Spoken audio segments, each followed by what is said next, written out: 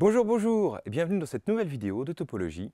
Donc, après la petite vidéo d'introduction, on commence le cours tout de suite en attaquant par les normes. Alors, qu'est-ce qu'on va trouver dans cette vidéo? Eh bien, en fait, cette vidéo, je pense qu'elle allait durer 3 heures, donc je l'ai coupée en 4 petites vidéos.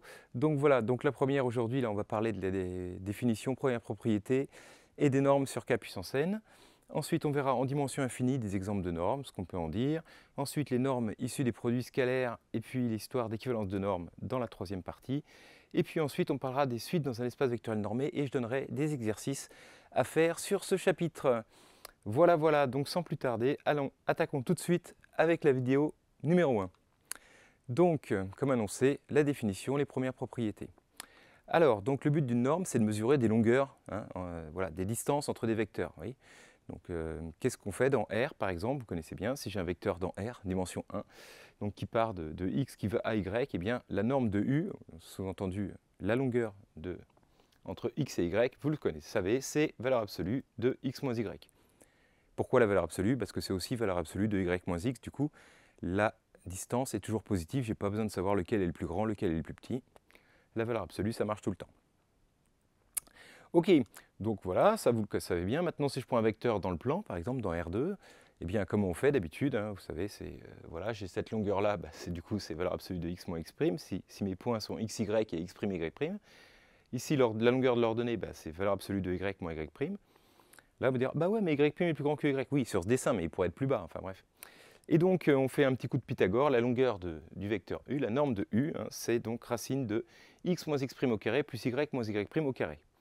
Pourquoi j'ai pas mis de valeur absolue? Parce que comme je mets au carré, du coup, ça ne sert plus à rien de mettre les valeurs absolues. Ok, donc voilà, ça c'est la norme tout à fait usuelle et normale du plan qu'on connaît depuis qu'on est tout petit. Le module des nombres complexes, etc. Tout ça. Bon, bref. Alors on peut généraliser, bien évidemment, si on prend E égale Rn, l'espace donc sur R de dimension n, et ce qu'on appelle la norme euclidienne, elle est définie par norme du nuplet x1, x2, xn égale la somme des xi carrés, et je prends après la racine carrée. Ok? Donc voilà, donc si on prend n égale 2, le classique pour commencer, ça fait norme de x égale racine de x1 carré plus x2 carré.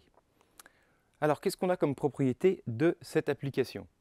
Eh bien, la première chose qu'on peut remarquer, c'est que si on multiplie un vecteur par un nombre lambda, qui peut être 3, moins 8, pi, racine de 2, etc. Norme de lambda x, donc, comme lambda x, ça fait lambda x1, lambda x2, ça fait racine de lambda x1 au carré, plus lambda x2 au carré. Ok? Donc je peux mettre lambda carré en facteur, ça fait racine de lambda carré fois racine de x1 carré plus x2 carré, donc ça c'est norme de x. Et vous n'êtes pas sans vous savoir que racine de lambda au carré, ça fait valeur absolue de lambda. Ça ne fait pas lambda si jamais lambda est négatif. Okay, racine de moins 3 au carré, ça fait bien 3, puisqu'une racine d'un nombre, c'est toujours positif. Ok. Et donc voilà, on obtient valeur absolue lambda, norme de x. Ok, bon, jusque-là, tout va bien. C'est multiplier un vecteur par moins 2, sa longueur est multipliée par 2. Quoi. Ok. Alors, si la norme de x vaut 0, ça veut dire que x1 carré plus x2 carré est 0. Or, x1 carré et x2 carré, ce sont deux nombres réels positifs. Si leur somme fait 0, c'est que les deux valaient 0. Donc, ça veut dire que x, c'était le vecteur nul. Jusque-là, tout va bien. Et ensuite, nous avons l'inégalité triangulaire, qui nous dit que si je prends deux vecteurs x et y, et leur somme x plus y, alors la longueur, donc la norme de x plus la norme de y, c'est toujours plus grand ou égal à la norme de x plus y. Voilà. OK? Alors, première question, essayez de démontrer cette inégalité-là, qu'on vient de dire, que tout le monde connaît, tout le monde dit oui, c'est évident. Mais alors, juste en utilisant des identités remarquables. Donc faites une preuve qu'un élève de seconde pourrait comprendre. Donc vous n'avez pas le droit à des trucs sophistiqués du genre Cauchy-Schwarz, etc., etc. Voilà, premier exercice, essayez de redémontrer ça, comme ça, à la main, pour voir. Mais voir que c'est... On se dit c'est évident, et puis en fait, il faut un petit peu travailler quand même. Enfin voilà. Donc vous aurez des vidéos avec les corrections des exercices, mais je les mets à part exprès pour que vous ayez le temps de chercher. Ok? Donc voilà. Donc vous avez la vidéo avec les corrections des exercices, rassurez-vous. Enfin, vous l'aurez en tout cas. Ok. Alors maintenant, on va généraliser tout ça pour définir une norme sur un espace vectoriel quelconque, sur un corps qui soit R ou soit C. Et donc une norme, c'est une application qui va de mon espace vectoriel dans R+, ça donne toujours des nombres positifs, et qui doit vérifier les trois axiomes que vérifiait notre norme avant. C'est-à-dire que pour tout lambda dans K, norme de lambda x, ça doit être alors soit valeur absolue quand on est dans R, soit module quand on est dans C, attention, d'accord, parce qu'on peut aussi faire ça sur les espaces vectoriels complexes, et donc ça fait module de lambda à ce moment-là, norme de x. Si la norme de x vaut 0, c'est que x était le vecteur nul. Et puis on a l'inégalité triangulaire, hein, norme de la somme, c'est plus petit que la somme des normes. Ok? À me dire, alors pourquoi faire, oh là là, quand le corps est C, c'est vachement plus difficile et tout. En fait, non. C'est exactement pareil, tous les théorèmes sont les mêmes. Et du coup, si jamais un jour vous avez besoin d'une théorie avec des normes sur C, bah, pourquoi ne pas faire le cours en même temps sur R sur C, puisque tous les théorèmes sont exactement les mêmes en fait. Donc je ne vois pas pourquoi je me limiterais à R en disant, ah on fait que sur R, et puis qu'après si un jour vous avez besoin, des matrices complexes et tout, je ne sais plus faire. Ouais, bon, bref. Donc voilà, donc mon corps K, quand je mettrai K, c'est que c'est R ou C. Et quand j'ai besoin que ce soit R, je le dirai. Quand j'ai besoin que ce soit C, je le dirai. Et ça, c'est dans tout le cours, en fait. Hein. Donc dans tout le cours de topo, quand il y a K, c'est soit R, soit C. On ne fait pas de topologie sur Z sur 3Z. Hein. En tout cas, moi, j'en fais pas. Ok, puis alors, donc, deuxième définition, un K espace vectoriel normé, on dit qu'il ça veut dire qu'il existe une norme dessus. Donc je prends un K espace vectoriel. Si j'arrive à définir une norme, une application de R+, qui vérifie tout ça, je dis que E muni de cette norme est un espace vectoriel normé. Ok? Nous verrons plus tard que ça existe toujours une norme. D'accord? Bon. Voilà, voilà, voilà. Et généralement, il y en a plusieurs même. Hein, d'accord? Ok. Alors, première propriété sympathique, déjà qu'il faut savoir, si on prend un espace vectoriel normé, donc, on sait que norme de x moins y, c'est plus petit que norme de x plus norme de moins y, qui est égale à norme de y. Donc ça, c'est une inégalité triangulaire. Hein. Mais on a une inégalité dans l'autre sens. SR, allez, 50 fois moins que celle-là dans les exercices, mais quand SR, il est bon de la savoir. Alors qu'est-ce que ça veut dire ça? Ça veut dire, vous voyez que j'ai mis une valeur absolue, hein, ça veut dire l'écart entre la norme de x et la norme de y, parce que je ne sais pas lequel est le plus grand. Donc c'est comme tout à l'heure, la valeur absolue, elle est juste pour dire, voilà, le plus grand moins le plus petit, donc l'écart entre les deux normes des deux vecteurs, c'est plus petit que la norme de l'écart, d'accord, hein, que la norme de x moins y. Ok? Donc voilà, parce que cette valeur absolue perturbe, mais en fait on peut l'enlever. Hein. Si c'est vraiment valeur absolue, c'est-à-dire que norme de x moins norme de y est plus petit que norme de x moins y. Et dans l'autre sens aussi, en fait, norme de y moins norme de x aussi est plus petit que norme de x moins y. C'est simplement ça que ça veut dire, cette valeur absolue. Alors maintenant, on va le démontrer. Bon, la première, c'est juste l'inégalité triangulaire appliquée à x et à moins y, d'accord, hein, ce que je dis. X plus moins y, norme de x plus norme de moins y et norme de y. Ok, donc ça va. Alors la deuxième, bon, c'est pas très dur non plus, mais il faut y penser, c'est une astuce, hein, sinon on peut se galérer rapidement. Il faut appliquer l'inégalité triangulaire à x moins y et y. D'accord? Et du coup, on écrit que, en fait, x, c'est x moins y plus y. Et donc, norme de x, c'est plus petit que norme de x moins y plus norme de y. Et maintenant, je passe le norme de y de l'autre côté, hop, et j'obtiens que, du coup, norme de x moins y est plus grand que norme de x moins norme de y. Donc voilà, ça c'est la première inégalité. Et puis si j'échange x et y, norme de y moins x, c'est pareil que norme de x moins y. Hein. Et donc voilà, j'obtiens l'autre inégalité en échangeant x et y. J'obtiens que norme de x moins y est plus grand aussi que norme de y moins norme de x. Donc il est plus grand que les deux, il est plus grand que la valeur absolue. Voilà, celui des deux qui est positif. En fait, il y en a une qui est forcément évidente. Hein. Quand c'est négatif, la norme elle est plus grande que lui. Hein. Mais comme je ne sais pas laquelle c'est, bon, voilà. Ok. Donc voilà, ça peut servir dans les énoncés, c'est tout le temps vrai, pour n'importe quelle norme, même compliquée et tout ça. On a ces deux inégalités. Ok. Très bien, très bien. Donc quand on veut majorer une norme, en gros, on a une norme d'une somme de trucs, on veut la majorer, on utilise ça. On veut la minorer, on va essayer d'utiliser ça, quoi. C'est ça l'idée. Ok.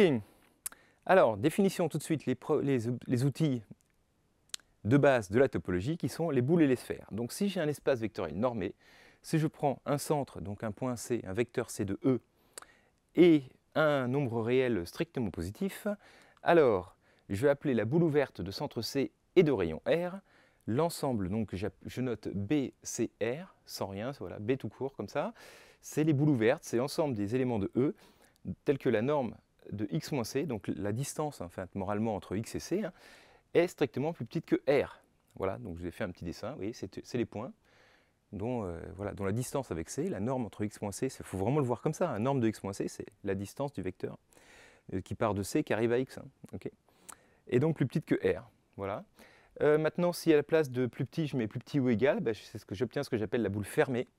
Okay, donc il y a plusieurs notations. Hein. Moi, j'ai choisi de prendre BF de C et de R.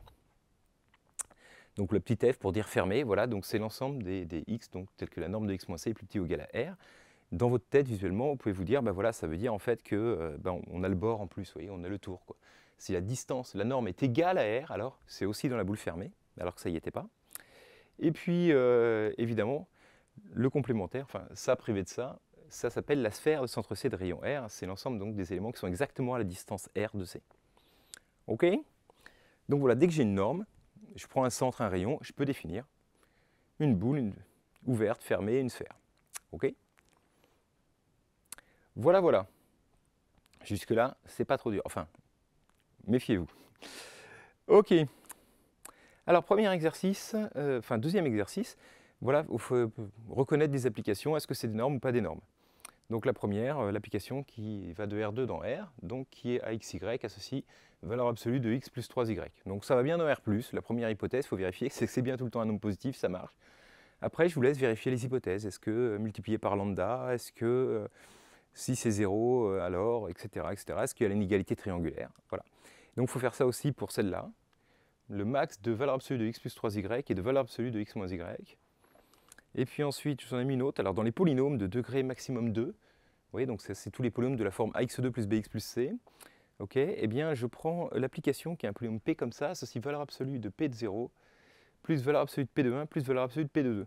Est-ce que ça, c'est une norme? Ça a l'air bizarre, mais il faut vérifier.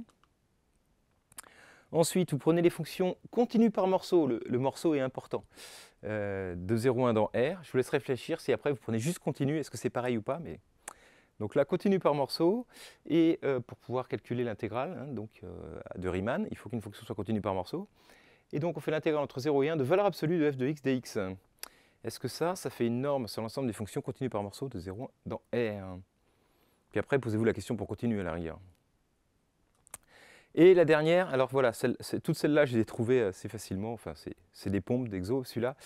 C'est moi qui l'ai adapté, donc voilà, il est un petit peu plus velu, hein, mais je le trouve assez marrant.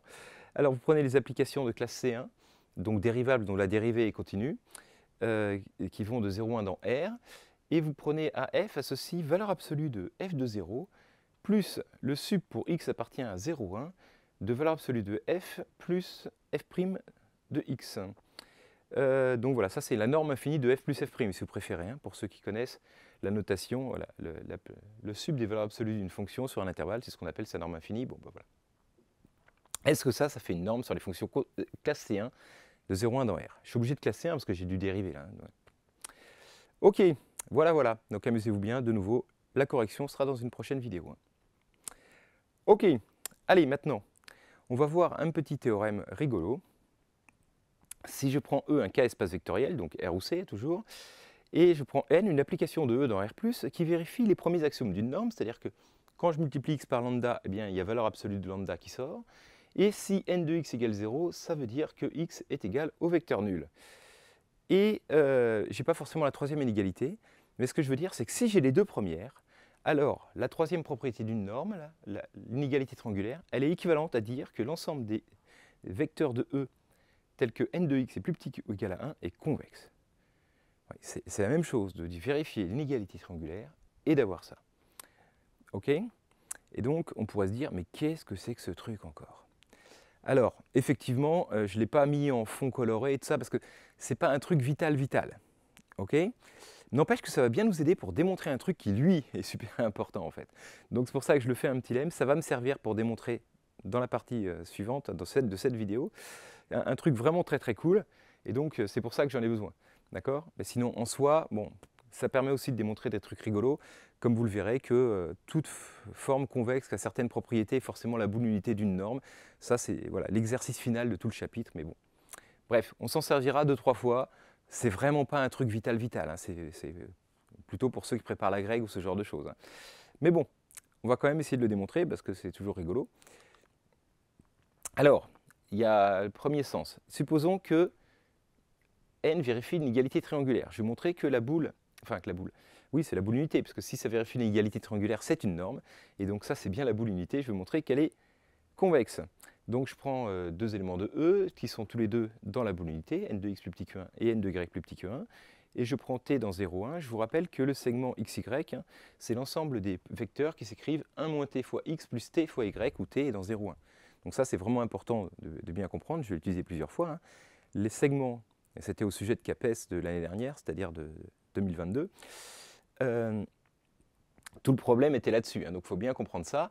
Le segment entre x et y dans l'espace vectoriel, hein, c'est 1 moins tx ou ty plus ty, ou 1 moins ty plus tx. Hein, c'est pareil, ça dépend du sens dans lequel vous le parcourez. Hein, okay, pour t qui varie dans 0, 1. Bref, alors voilà, donc, bon, bah alors allons-y. Si j'écris la norme, le n d'un point du segment, par hypothèse, c'est énorme, parce que je supposais que ça c'était vrai. Hein, donc les trois axiomes sont vrais. Du coup, je prends l'inégalité triangulaire, c'est plus petit que n de 1 moins tx plus n de ty, hein, parce qu'il y a une somme. Et du coup, les 1 moins t et t, ce sont des nombres positifs, donc je peux les sortir de la somme. Et donc ça fait 1 moins t n de x plus t n de y. D'accord? Bon, jusque-là, vous allez me dire, ok. Et alors? Alors, je sais que ça, c'est plus petit que 1, et ça, c'est plus petit que 1. Donc, cette somme-là, elle est plus petite que 1 moins t fois 1 plus t fois 1, qui fait 1. Et donc, de nouveau, n de tout ça, c'est 1. Donc, quel que soit le vecteur qui est sur le segment entre x et y, il vérifie bien n de lui plus petit que 1. Et donc ça prouve bien que l'ensemble des vecteurs tels que nx plus petit que 1 est convexe. Hein, par définition, convexe, ça veut dire si je prends deux éléments dedans, tout le segment est inclus dedans. C'est exactement ce que j'ai démontré. Ok? Alors, ce qui est plus subtil maintenant, c'est l'autre sens. Donc, on va supposer que l'ensemble des x tels que n de x est plus petit que 1 est convexe. Ok? Donc voilà, et je veux démontrer l'inégalité triangulaire. Alors l'inégalité triangulaire, si x c'est le vecteur nul ou y c'est le vecteur nul, elle est juste évidente, hein, parce que n de x plus y, ça fait n de x, c'est bien plus petit ou égal à n de x, plus n de vecteur nul. D'accord? Donc voilà, on peut supposer que x et y sont différents du vecteur nul tous les deux, et je veux démontrer l'inégalité triangulaire. Alors, astuce, bon, je sais que n de x est différent de 0, parce que les premières propriétés sont vérifiées par n. Hein. J'ai dit n de x est égal à 0 si et seulement si x est le vecteur nul. Donc là, n de x et n de y donc, sont non nuls, puisque x et y sont non nuls. Donc j'appelle u égale x sur n de x, pourquoi pas, c'est un nombre, hein, n de x, et v égale y sur n de y. Okay, donc cette preuve est un peu astucieuse, hein, donc c'est normal, vous ne voyez pas du tout pourquoi je fais ça. Hein. C'est pas évident, pour le coup. Hein. Alors maintenant, allons-y, calculons n de u. Bon, n de u, c'est n de x sur n de x, mais d'après ce que j'ai appris, rappelez-vous, ça marche aussi pour les nombres. Hein. N de lambda x, c'est valeur absolue de lambda n de x. Donc là, comme 1 sur n de x, c'est un nombre positif, je peux le sortir de la norme, et donc j'obtiens 1 sur n de x fois n de x, du coup ça fait 1. Bon, pareil, n de v, ça fait 1. Vous allez me dire, bon, d'accord. Mais alors du coup, si je prends t, c'est pareil, une grosse astuce, hein, on ne le trouve pas du premier coup, mais donc, je prends t égale n de x sur n de x plus n de y. Oh là là là là, donc c'est un nombre entre 0 et 1. Ok, strict, parce que n de x n'est pas 0, enfin bref. Et donc 1 moins t, du coup, si je calcule 1, c'est n de x plus n de y sur n de x plus n de y moins n de x, du coup, ça fait n de y sur n de x plus n de y. Et donc l'astuce, c'est que j'ai u et v qui sont tous les deux c'est pas la boule unité, parce que je ne sais pas encore que c'est une norme, mais dans l'ensemble des x tels que n de u plus petit que 1 et n de v plus petit que 1, donc tout le segment doit être dans l'ensemble des éléments dont le n est plus petit que 1. Okay, donc en particulier, pour ce t et ce 1 moins t, je dois avoir que n de tu plus 1 moins tv est plus petit que 1, hein, puisque ça marche pour u, ça marche pour v, ça doit marcher pour tout le segment par hypothèse. D'accord? Mon hypothèse, c'est que cet ensemble est convexe, donc ça doit être vrai, ça. Okay, puis là, vous allez voir, c'est de la magie, hein, c'est fait pour que ça marche. Donc, si je remplace ça, tu plus 1 moins tv, alors on y va, il faut regarder qu'est-ce que ça fait. Donc t fois u, regardez, u c'était x sur n de x. Je multiplie par n de x sur n de x plus n de y. Les n de x ici se simplifient, et ça me fait x sur n de x plus n de y. Ok? Et puis lui, pareil, 1 moins tv, alors 1 moins t c'était ça, multiplié par lui, les n de y qui se simplifient, ça fait y sur n de x plus n de y. Donc la somme des deux, c'est x plus y sur n de x plus n de y. Okay, et donc comme 1 sur n de x plus n de y, c'est un nombre, et on peut sortir les nombres de l'application n, du coup ça fait n de x plus y sur n de x plus n de y. Et donc ça, par définition, c'est plus petit que 1, parce que mon ensemble est convexe, donc ça c'est plus petit que 1, du coup je passe ça de l'autre côté. Ça fait n de x plus y plus petit que n de x plus n de y, et voilà ce que je voulais démontrer. Ok, donc ça c'est un peu dur, la preuve c'est pas grave si vous ne la connaissez pas. Même le résultat en vrai on va l'utiliser, c'est pas vital. Ok, c'est pour ceux qui veulent tirer un peu dans les coins, mais par contre on va démontrer des trucs avec, donc c'est pour ça que je le fais, quoi. Ok, allez passons à la deuxième partie de cette vidéo, les normes sur k puissance n. Donc voilà, on se met dans le cas le plus simple a priori, hein. Donc voilà, R2, R3 ou C4, C5, voilà. espace de dimension finie, sympathique, pour commencer. Ok. Alors, bon, bah, on a vu qu'on pouvait prendre x1 carré plus x2 carré, x3 carré, puis après prendre puissance 1 demi, ou racine carrée. Je me dis, tiens, eh ben, est-ce que je peux faire ça avec 3, après tout, pourquoi pas? Est-ce que je pourrais poser une norme en disant x1 au cube, plus x2 au cube, plus x3 au cube, plus xn au cube, et puis prendre la racine cubique du résultat, prendre puissance 1 tiers. Est-ce que je pourrais faire une norme avec ça? Réfléchissez 2 secondes. Alors normalement, vous devez dire, comme mon petit étudiant, « Ah non, non, surtout pas, ça c'est pas possible, parce que ça peut prendre des valeurs négatives. » Vous voyez, si x1 c'est moins 1 et puis tous les autres valent 0, x1 au cube, ça fait moins 1 au cube, ça fait moins 1, ça prend des nombres négatifs. Pas possible. Ok. Alors du coup, je change un petit peu ma définition, et je dis, bah, maintenant si je prends valeur absolue au module de x1 au cube plus x2 au cube plus xn au cube à chaque fois. Donc là, c'est des nombres qui sont tous positifs. Je les mets tous au cube, j'obtiens un nombre positif, racine cubique, j'obtiens un nombre positif. Ben là, c'est pas clair. Est-ce qu'on obtient une norme ou pas en faisant ça? Ok. Et plus généralement, même pourquoi juste s'arrêter à cube? Si je prends n'importe quel nombre plus grand ou égal à 1, on verra pourquoi on ne peut pas prendre plus petit que 1. Bah si j'appelle norme P, enfin, en tout cas pour le moment, c'est pas que c'est une norme, mais je spoil un peu. Cette somme-là, valeur absolue de x1 puissance P, plus valeur, enfin, ou module de x2, enfin, ça dépend si on est sur R ou sur C, bon, bref. Puis le tout puissance P et puissance 1 sur P, pour annuler quelque part le truc. Est-ce que ça c'est une norme? C'est ça la question en fait. Est-ce que ça marche tout le temps? Bon, bah, si c'était pas vrai, je ne vous en parlerai pas, donc bien évidemment, vous allez deviner. Donc, bah, pour tout P, alors quand je dis pour tout P dans R, vous voyez, il faut bien voir, c'est même si P c'est racine de 2, hein, plus grand que 1, racine de 3, pi, des nombres super bizarres, E, tout ça. Donc voilà, il y a la norme pi, hein. Il n'y a pas que des entiers, parce qu'on voit tout le temps des entiers, norme 2, norme 3, norme 1, mais en fait, on peut prendre ça pour n'importe quelle valeur de P, même qui n'est pas un entier. Bref, eh ben, on obtient une norme. Alors maintenant, on va démontrer ça, parce que c'est quand même sympa. Alors, le premier, la multiplication par lambda. Bah, du coup, si je multiplie un vecteur x1, x2, zn par lambda, ça veut dire multiplier toutes ces coordonnées par lambda, comme vous le savez. Et donc, du coup, bah, je remplace dans ma formule, ça fait voilà, module de lambda x1 plus p plus module de lambda x2. Alors, bah, comme le module est compatible, comme la valeur absolue avec la multiplication, je peux sortir valeur absolue de lambda x1 puissance p ou module de lambda x, module de x1 puissance p, etc. etc. D'accord?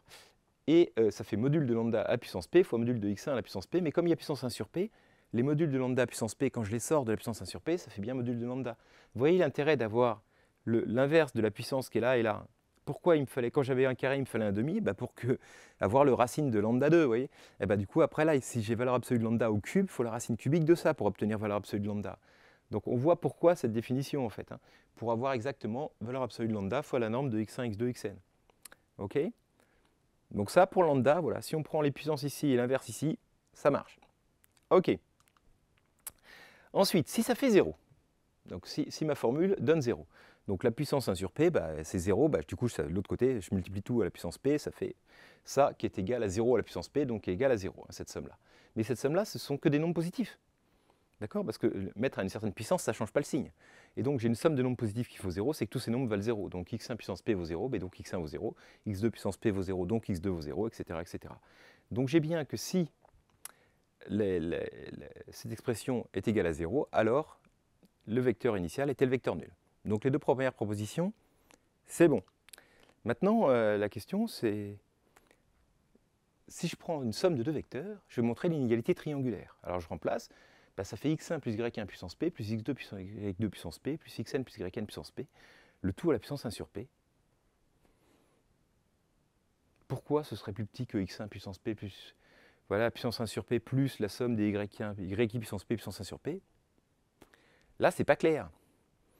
Et surtout p, je vous rappelle, ça peut être racine de 2, un truc très bizarre. Donc on n'a pas du tout l'histoire de binôme de Newton et tout ça. Donc là, on ne voit pas trop comment s'en sortir. Ouais. Et donc, bah là, c'est magique. Donc là, voilà, c'est là que ça se gâte, parce qu'on ne sait pas du tout comment faire. Mais grosse astuce, eh ben on va montrer que l'ensemble des x tels que l'expression, la somme des x puissance p puissance 1 sur p est plus petit que 1, est convexe. Vous voyez ma caractérisation toute bizarre que j'ai fait juste avant, là, qu'on s'est pris la tête, ben en fait c'est là que ça va me servir. Parce que si, pour montrer l'inégalité triangulaire, ben il suffit que je les montre cet ensemble-là. Et ça, on va voir que finalement, c'est pas si dur. C'est beaucoup moins dur en tout cas. Grosse astuce quoi. Alors regardez, donc pourquoi? Alors je prends deux éléments, x et y, et je vais dire tous les deux tels que leur. J'hésite à dire norme P, je n'ai pas encore démontré, mais enfin l'expression x et y est toujours tous les deux plus petites que 1. Okay, et puis on va démontrer que pour tout segment, entre x et y, eh ben, ça reste de normes plus petites que 1, et puis hop, ça prouvera l'inégalité triangulaire, quoi. Alors, donc, je suppose que norme de xp est plus petit que 1 et norme de yp est plus petit que 1. Eh ben, je vais utiliser la convexité maintenant, évidemment, de la fonction. Enfin, évidemment. C'est ça l'astuce. La fonction qui a x associe x puissance p sur r+, vous savez, x2, x3, etc.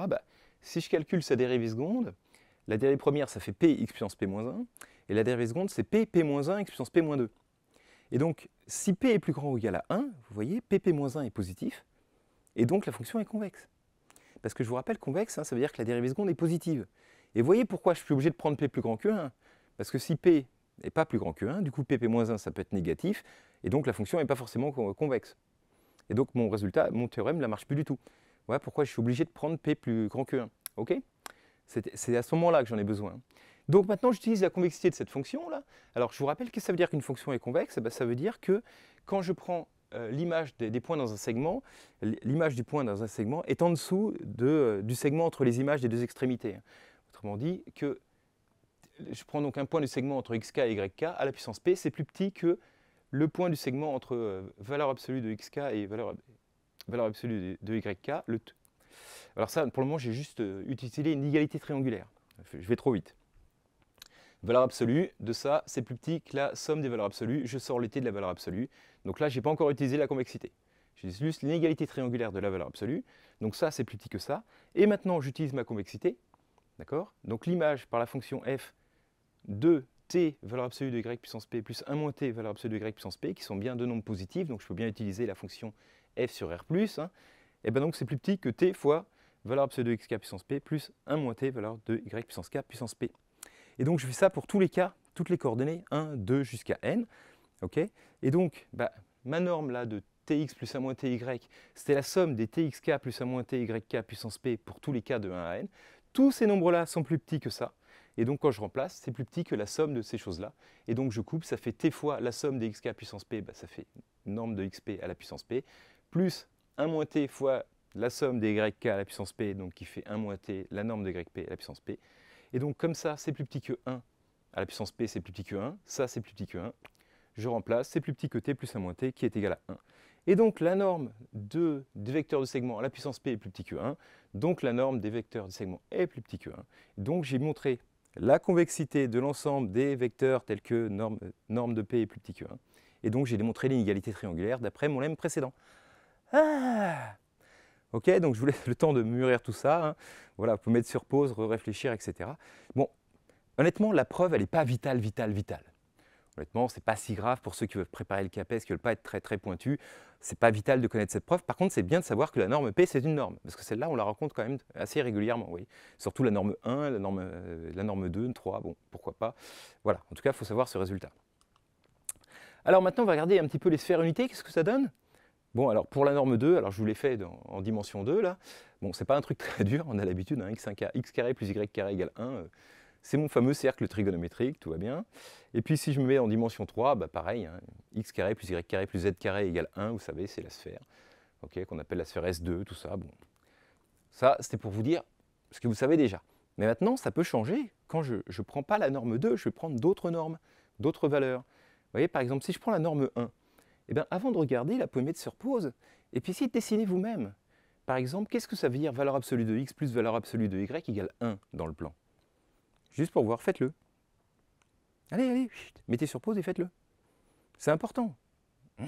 Sinon après vous dire, ah ouais, c'est évident, mais en fait, je n'avais pas trouvé ça. Bon, enfin bref. Et donc, qu'est-ce qu'on obtient? Eh bien, on obtient, d'aucuns diraient un losange alors que c'est un carré. Bon, c'est un carré, c'est un losange, mais c'est un carré, donc voilà, qui passe par ces points-là. Donc vous voyez, ma boule unité, déjà, elle est plus marrante. Et dans l'espace, ça donne, voilà, ça c'est, je vous ai expliqué pourquoi, hein, ça c'est l'équation x1 plus x2 égale 1, c'est quand x1 et x2 sont tous les deux positifs. Quand x2 est négatif, du coup, la valeur absolue de x2, c'est moins x2, donc ça fait ça, et ainsi de suite. Hein. Et donc voilà, dans l'espace, on obtient ce joli octaèdre, d'accord, polyèdre à 8 faces, convexe, tout ça, machin. Ok. Parce que la boule unité est toujours convexe, ça je pense que vous l'avez compris, on l'a utilisé pour le démontrer. Hein. Ok. Allez, Pour rigoler, la norme 4, je ne vous demande pas de la chercher parce que c'est un petit peu chiant à écrire, mais ça fait, en gros, vous voyez, la boule, elle se gonfle un petit peu. Quand j'augmente la puissance, vous voyez. Hein, la norme 1, c'était un losange, la norme 2, c'était un rond, la norme 3, ça fait un truc qui gonfle comme ça. Okay, voilà, ça fait des petites boules comme ça. Et puis plus j'augmente, plus plus ça se rapproche du cube en fait. Ok, très bien, très bien. Allez, un petit exercice pour vous, parce qu'il y a de quoi s'amuser. Donc, dans R2, dans le plan, je prends n de xy égale cette application très bizarre. Le max de valeur absolue de 2y sur racine de 3, de valeur absolue de x plus y sur racine de 3 et de valeur absolue de x moins y sur racine de 3. Eh bien, montrez que ça, c'est une norme. Voilà. Donc, je vous le dis, c'en est une. Donc, démontrez-le. Dessinez sa boule unité. OK. Donc, voilà, de trouver quelque chose de rigolo. Et puis, généraliser un peu, essayer de trouver une norme sur R2 dont la boule unité est un octogone. Pas forcément régulier. Hein. Un truc à 8 faces, ça m'ira bien. Voilà, essayez de faire au plus simple, essayez de faire imaginatif, vous verrez que c'est pas... Il y a une astuce. Hein. Voilà, voilà. Et donc, le corriger dans la future vidéo. OK. Très bien. Alors maintenant, on va voir qu'est-ce qu'on peut faire comme norme sur l'espace des matrices. Bon, bah, l'espace des matrices, c'est un espace de dimension finie aussi. Hein. Donc, si je prends mnk de k, toujours k égale r ou c, alors, bah, la première idée, c'est de me dire, bah, en fait, c'est juste un tableau de nombres. Il y a mn coefficients. Donc, c'est pareil que k puissance mn. Donc, du coup, bah, j'ai déjà ma norme 2, d'ailleurs, qui est la somme de tous les coefficients au carré, et je prends la racine carrée. Celle-là, c'est assez rigolo, mais c'est une norme euclidienne, en fait.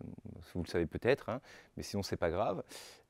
Ça s'écrit facilement racine de trace de transposé de a fois a. Okay, voilà, donc il y a une expression courte, mais bon, moralement, c'est la norme 2. On prend la somme de tous les carrés de tous les coefficients. Alors, hop, si je suis sur C, c'est le carré des modules des coefficients. Je me rends compte que là, j'ai fait une petite boulette. C'est la somme des modules des AI au carré, et on prend la racine carrée. Okay, si c'est sur R, c'est ça, mais si c'est sur C, il faut rajouter la valeur absolue. Voilà, bah, pareil, la norme 1, bah, du coup, ça fait la somme des valeurs absolues. Hein, puissance 1, racine unième, bon, bref. Donc la somme des modules. Et puis, la norme infinie, on appelle la norme infinie le max de tous les coefficients. D'accord? Donc ça, on ne l'a pas encore vu sur Rn, mais on va y venir. Je vous introduis la petite notation. Hein. Le max des modules de tous les coefficients, on appelle ça norme de A infinie. Mais on va en reparler. OK. Alors, voilà. Deuxième idée, qu'est-ce que je pourrais faire d'autre? Parce que je peux faire autre chose. Parce que, bah oui, voilà, on pourrait faire autrement. L'idée, c'est de se dire, bah, par exemple, une matrice, c'est souvent décrit par ses colonnes. Vous savez, parce que c'est la matrice d'une application linéaire. Elle représente l'image du premier vecteur de la base canonique, c'est la première colonne. L'image de la deuxième, c'est la deuxième colonne. Et donc, en fait, moralement, l'application linéaire est représentée par les colonnes, qui sont l'image d'une base. Et donc, je pourrais dire, regardez la norme de chacune des colonnes, pour voir la norme de la matrice, vous voyez. Et donc, j'identifie ma matrice par k puissance m, k puissance m, k puissance m. J'appelle donc C1, C2, Cn les colonnes. Je n'ai pas pris forcément une matrice carrée, pourquoi pas. Et donc, si je choisis deux entiers p et q n'importe comment, plus grand que 1 quand même, eh ben, je pourrais définir la norme p du vecteur 1, de la colonne 1, la norme p de la colonne 2, la norme p de la colonne n. Alors, j'obtiens n nombres. Et donc, Cn nombre, c'est un vecteur de Rn. Ils sont tous positifs, mais voilà, c'est un vecteur de Rn. Et donc, je peux faire la norme q de cet élément de Rn. Et donc j'appelle ça norme PQ de A. Alors si je remplis en vrai ce que ça veut dire, vous voyez, c'est que pour chaque colonne, je fais la somme des modules des AIJ pour I allant de 1 à m à la puissance P. Je prends la puissance 1 sur Pim de ça. Okay, puis je fais la somme de tous ces trucs-là à la puissance Q, donc c'est la puissance Q sur P, et le tout à la puissance 1 sur Q. Waouh! C'est un peu barjot hein, comme formule. D'accord? Donc ça, c'est si P et Q sont tous les deux plus petits que l'infini. Et si je prends l'infini, bah, du coup, ça veut dire que je prends le max de toutes les normes P des colonnes, des normes des colonnes, la plus grande des normes des colonnes. Ça me fait aussi une norme sur les matrices. Okay, bref, donc voilà. Il y a plein de façons de faire des normes sur les matrices. D'accord? Dès que je choisis P et Q différents, j'ai plein de formules comme ça. Bon, alors, on verra qu'il y en a des plus intelligentes que d'autres, etc., etc. Tout ça, c'est pour plus tard. Mais déjà, je voulais vous montrer un exemple. On peut construire rien qu'avec nos normes P et Q, on peut construire une pelletée de normes sur les matrices. OK? Alors maintenant, les applications linéaires. Bah, les applications linéaires, comme vous le savez, de E dans F ou de E dans E, c'est un espace vectoriel aussi. Donc, bah, voilà, comment je peux mettre une norme sur les applications linéaires de E dans F? OK? Alors, une première idée qu'on pourrait se dire, bah, si E et F sont de dimension finie, dès que je choisis une base de E, j'ai une matrice de U. Et on a vu qu'on avait plein de normes pour les matrices. Donc je pourrais peut-être choisir norme de U, c'est norme de la matrice A, où A, eh ben, c'est une matrice par rapport à une certaine base de U. Pourquoi pas? Sauf que quand même, ça pose quelques questions. Premièrement, quelle norme on choisit pour calculer une norme de A? Parce qu'on a vu qu'il y en avait des pelletées. Du coup, laquelle on prend? Bon, on pourrait dire, du coup, norme de UPQ, c'est pour norme de APQ. On aurait plein de normes sur les applications linéaires. Pourquoi pas? La norme de U dépend du choix des bases, du coup. Alors ça, c'est un peu plus embêtant. Parce qu'une application linéaire, a priori, elle est indépendante des bases. Mais sa matrice dépend des bases qu'on choisit. Du coup, la norme de la matrice, si elle dépend de la base qu'on choisit, et on verra plus tard que c'est le cas, ah bah, du coup, c'est très embêtant, parce que la norme de U va dépendre des bases. Et U ne dépend pas des bases, donc c'est très bizarre. Vous voyez, quelque part, c'est un truc, je trouve un moyen de trouver sa longueur, et ça dépendrait des bases, alors que le truc est indépendant des bases. Ça, c'est un gros problème. Et puis autre chose, comment on fait en dimension infinie aussi? C'est pas forcément. Il faut que je trouve une méthode pour donner norme d'une application linéaire, même en dimension infinie. Donc voilà, donc tout ça, en fait, c'est pas une bonne idée du tout, on ne fait jamais comme ça. C'était une idée assez naturelle, mais en fait, non, c'est pas du tout ça l'idée. Et donc, c'est plus compliqué. On a besoin de savoir ce que c'est qu'une application linéaire continue, en fait, pour définir ça proprement. Donc, ça viendra dans un chapitre très longtemps, chapitre 9 ou 10, hein, par là. Donc, voilà. Mais bon, allez, je spoil un petit peu, quand même, pour ceux qui se demandent. Eh ben, on appellera norme subordonnée à une norme de E et de F. Voilà, là, on mettra 3 barres pour dire la norme de U. Et bien du coup, ce sera le sup des normes de U de X dans F, hein, divisé par norme de X dans E pour X différent du vecteur nul, pour pas qu'on divise par 0, bien évidemment. Voilà, donc moralement, vous prenez sur la sphère unité de départ, prenez la norme du plus grande image, la plus grande norme possible de l'image de la boule unité dans F, et c'est ça la norme de U. Et on verra quand est-ce que ça existe, etc. Mais je vous dis, c'est un peu compliqué, donc c'est pas pour tout de suite. Mais voilà, c'est comme ça qu'on fait en vrai. Ok. Alors la norme infinie, donc j'en ai déjà un petit peu parlé avec les matrices. Qu'est-ce que c'est que ce truc-là? Alors, je spoil encore un petit peu. On va regarder la limite quand p tend vers plus l'infini de la norme de xp, et on va appeler ça la norme infinie. On va voir que cette limite existe. Alors, donc c'est pas simple, on va regarder ce truc-là, parce que donc si je prends x1, x2, xn, la norme de x puissance p, je vous rappelle, c'est la somme des valeur absolue, des modules de xi, puissance p, le tout à la puissance 1 sur p. Donc, chercher la limite de ça, c'est dur. Alors, j'appelle m le max des valeurs absolues de xk, ou modules de xk, entre 1 et n. Donc, je prends celle de plus grand module. Ça se trouve, il y en a plusieurs. Hein. Donc, le max est peut-être atteint en plusieurs endroits. Si elles sont toutes égales, le max est égal à toutes.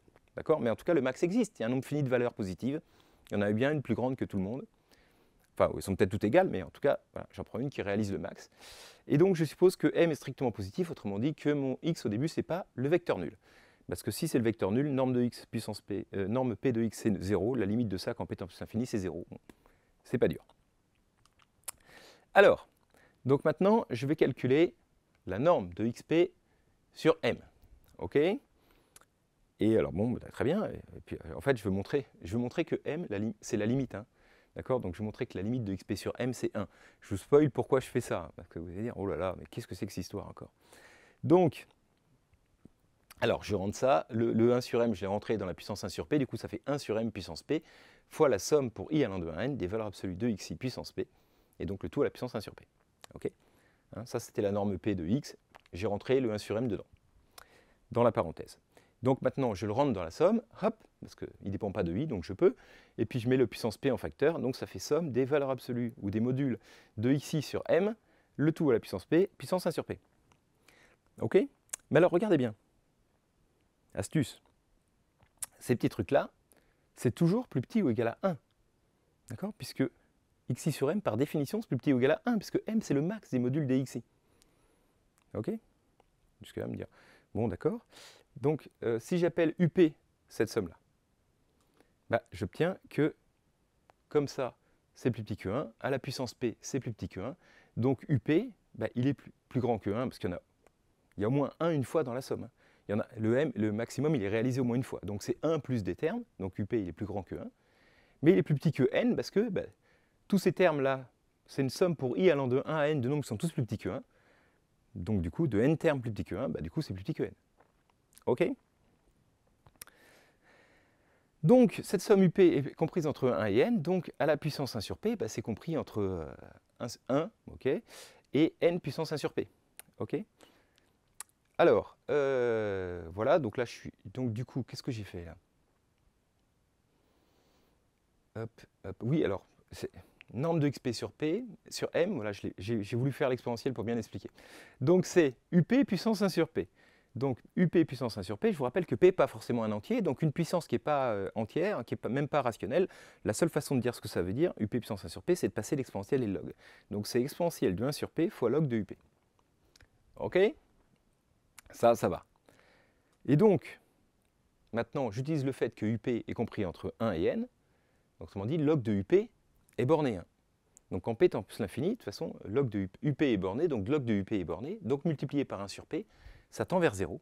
Et exponentielle de 0, bah, du coup ça tend vers 1, puisque exponentielle est une application continue. Donc quand P tend à plus l'infini, finalement, ce truc-là tend vers 1. Hein, voilà, je voulais juste expliquer que n puissance 1 sur P, comme n est fixé, ça tend vers 1 quand P tend vers plus l'infini. Donc théorème des gendarmes, hop, hop, UP puissance 1 sur P tend vers 1. Et donc, norme de XP sur M tend vers 1, donc norme de XP tend vers M, comme je l'avais annoncé.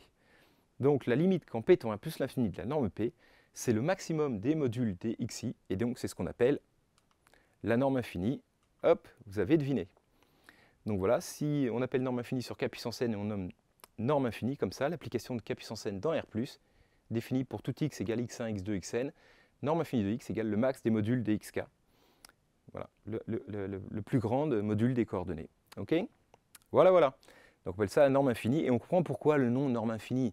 J'aurais pu le balancer comme ça, mais on se dirait, tiens, c'est bizarre, parce que c'est la limite de la norme P quand P tend vers plus l'infini. Ok? Bon, alors il faut quand même montrer que c'est une norme, c'est pas bien dur. Je vous incite à mettre sur pause, à essayer de le faire vous-même pour voir, parce que c'est vraiment pas très dur, mais parce que c'est un bon exercice. Moi en cours, j'ai dit aux élèves de le faire avant de le refaire. Le cours, il a pris beaucoup plus de temps à cause de ça. Donc si vous voulez vraiment en profiter, faites-le. Montrez que ça, c'est une norme. C'est important. Alors pourquoi c'est important? Bon, bah, il y a des trucs qui sont très faciles, parce que si la norme infinie c'est 0, c'est-à-dire que le max des modules c'est 0, bah, donc tous les modules valent 0, donc x c'est le vecteur nul, ça va. Et la multiplication par lambda aussi, c'est pas bien dur, puisque module de lambda xk, bah, c'est module de lambda fois xk, et donc si j'ai des nombres, là je les multiplie tous par lambda, bah, le plus grand, bah, c'est la multiplication par lambda du plus grand d'avant. Hein. Okay, ça ne change pas l'inégalité, puisque module de lambda est un nombre positif, donc il n'y a pas de problème. Et pour l'inégalité triangulaire, c'est là qu'il faut réfléchir un petit peu, c'est un petit peu plus dur. Donc le max des valeurs absolues de xk plus yk, hein, par définition, c'est ça, la norme infinie de x plus y. Alors, comme valeur absolue de xk plus yk est plus petit que valeur absolue de xk plus valeur absolue de yk, chaque nombre là est plus petit que celui-là, donc le max de cela est plus petit que le max de ces nombres-là. Ok? Maintenant, comment justifier que c'est plus petit que le max de xk plus le max de yk? Bah, le plus simple, à mon avis, c'est de dire, bah, regardez, pour tout cas, valeur absolue de xk plus valeur absolue de yk, bah, c'est plus petit que le max des valeurs absolues de xk plus les max des valeurs absolues de yk. Lui est plus petit que ça, lui est plus petit que ça, donc la somme est plus petite que ça. Mais c'est vrai pour tous les cas, c'est vrai, donc pour le max de ces sommes est bien plus petit que ça. Donc la norme infinie de x plus y est bien plus petite que la norme infinie de x plus la norme infinie de y. Et donc ça prouve que c'est une norme. Voilà, j'espère que vous l'aviez. D'ailleurs, cette petite astuce, moi j'avais fait un peu plus compliqué, cette petite astuce m'a été montrée par un de mes élèves de L3, qui a fait comme ça quand je leur ai demandé de le faire. Donc vous voyez, il s'appelle Arthur, et bien donc je lui félicite. Bravo Arthur de m'avoir aidé à rédiger une meilleure vidéo. Voilà. Alors, un petit exercice. Celui-là, il est vraiment pas très dur, mais c'est juste pour s'amuser un petit peu avec différentes normes. Donc, vous mettez dans Rn, voilà, vous calculez en fonction de la dimension n, la longueur de la diagonale de l'hypercube de côté 1. Ok, donc voilà, vous prenez la base canonique hein, dans Rn, et prenez les extrémités, tout ça, de toute la base canonique, vous obtenez le débit de votre cube, vous remplissez, machin. Bon, bref, pour ceux qui trouvent ça très très abstrait, en fait, je veux dire, c'est juste la longueur de la diagonale, c'est juste la norme du vecteur 1, 1, 1, 1, 1, 1, 1, 1, 1, 1, 1, 1, 1, 1. D'accord? Donc voilà, c'est juste vous calculez cette norme de ce vecteur-là pour la norme 1, 2, p et infini. C'est pas très dur. Ok. Alors, un exemple, tiens, c'est pareil, je l'ai mis en rose pour que vous le fassiez avant.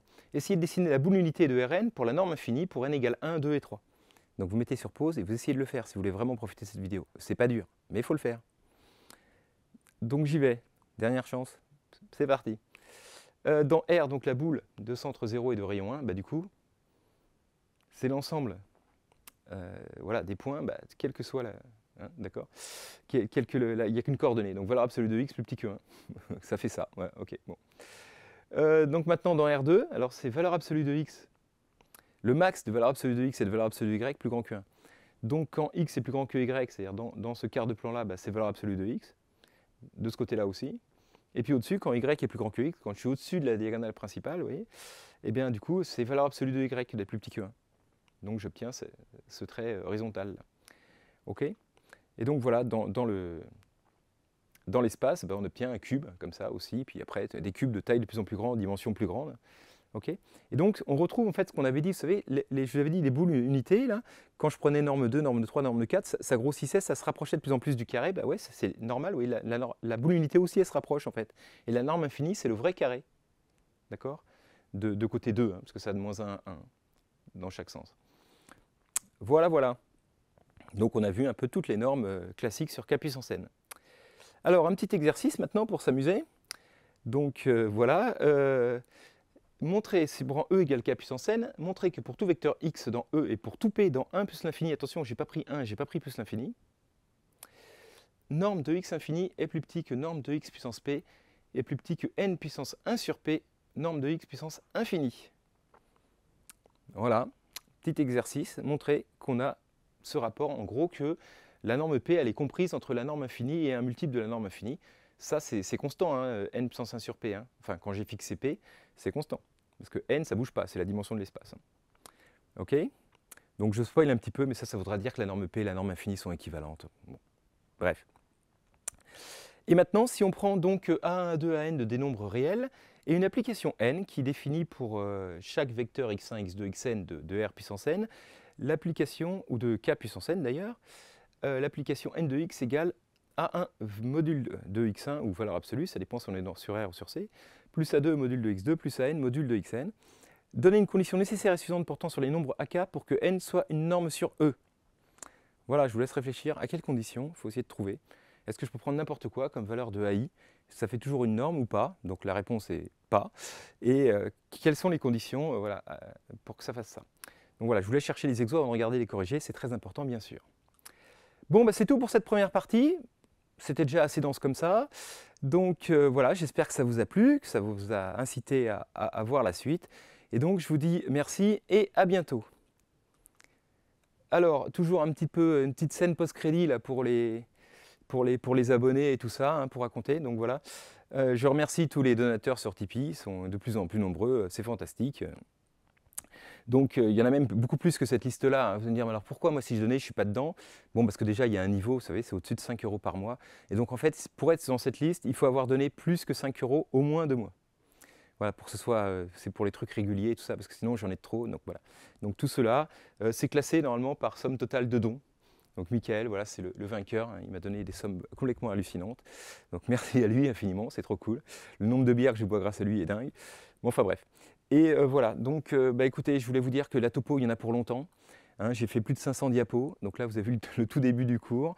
Là, je l'ai fait en je sais pas, une bonne demi-heure, mais normalement, avec les étudiants, moi, je passe plus d'1 heure, donc c'est normal, prenez votre temps, cherchez les exercices, hein, c'est important, et puis avant de regarder les corrections, etc. Okay, si vous voulez bien travailler la topo, c'est important de faire ces efforts-là, parce que c'est une matière qui est compliquée, donc il ne faut pas décrocher, il faut déjà bien comprendre les normes, à mon avis, pour avoir des exemples en tête, pour plus tard voir les topologies un peu bizarres, etc. Ok? Très bien, allez, ciao les copains, et à bientôt.